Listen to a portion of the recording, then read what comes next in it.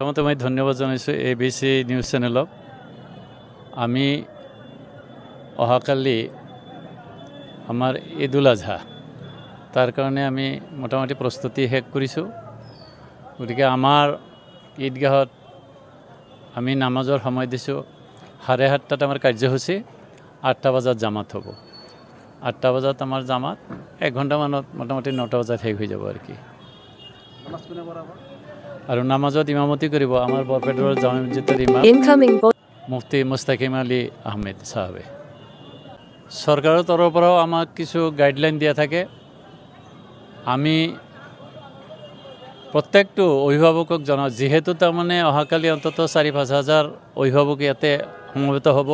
প্ৰত্যেকে যদি নিজৰ ল'ৰা ভাই ব্ৰাদাৰ যুৱকসকলক যদি এই মেছেজটো দিয়ে যে আমার নির্দেশ আহিছে যে এটা বাইকত আমি দেখো কি যে 2-3জন তাৰমানে যুৱকে উঠি লয়, মানে এনেকুৱাকে ফোৰ্সফুলি তাৰমানে যোৱা কৰে, তাৰমানে এনেকুৱা তাৰমানে হাঁহিও লাগে।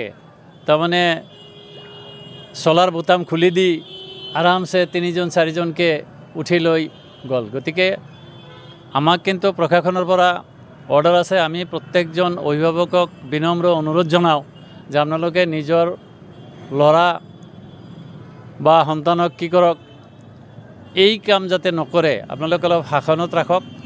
নহ'লে যদি তাৰমানে প্ৰশাসনৰ হাতত ধৰা পৰে তেতিয়া কিন্তু গাড়ী আৰু তাৰমানে সেই গাড়ী চলোৱা গোটেইকেইজনক ধৰি লৈ থানাত লৈ যাব। বকৰাইদৰতো নীতি নিয়ম দিয়া আছে। আমাৰ তাৰমানে চৰকাৰৰ ফালৰ পৰা কিছু SOP দিয়া থাকে। গতিকে আমি সেইটো হয়তো অহাকালি ঈদগাহতো আমি এনাউন্স কৰিম। তাৰ আগতে মই আগতীয়াকৈ কৈ ৰাখিছোঁ যে আমাৰ ঈদৰ নামাজৰ শেষত যি পশু কুৰবানী কৰা হ'ব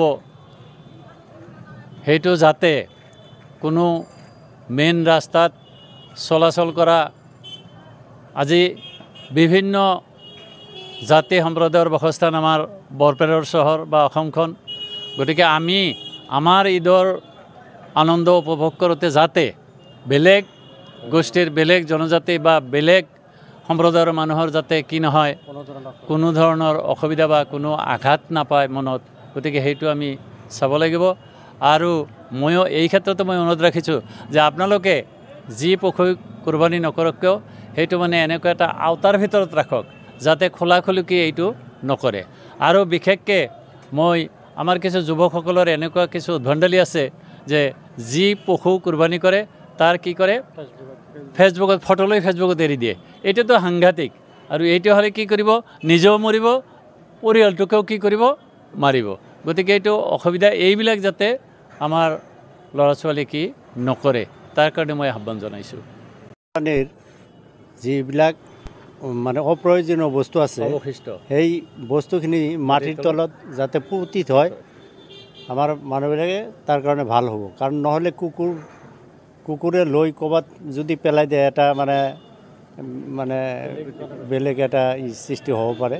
গতিকে সকলোকে অনুৰোধ জনাওঁ আমি বৰপেটা ঈদগাহ কমিটিৰ তৰফৰ পৰা যে অপ্ৰয়োজনীয় বস্তুখিনি জানি মাটিৰ তলত পুতি ৰাখে।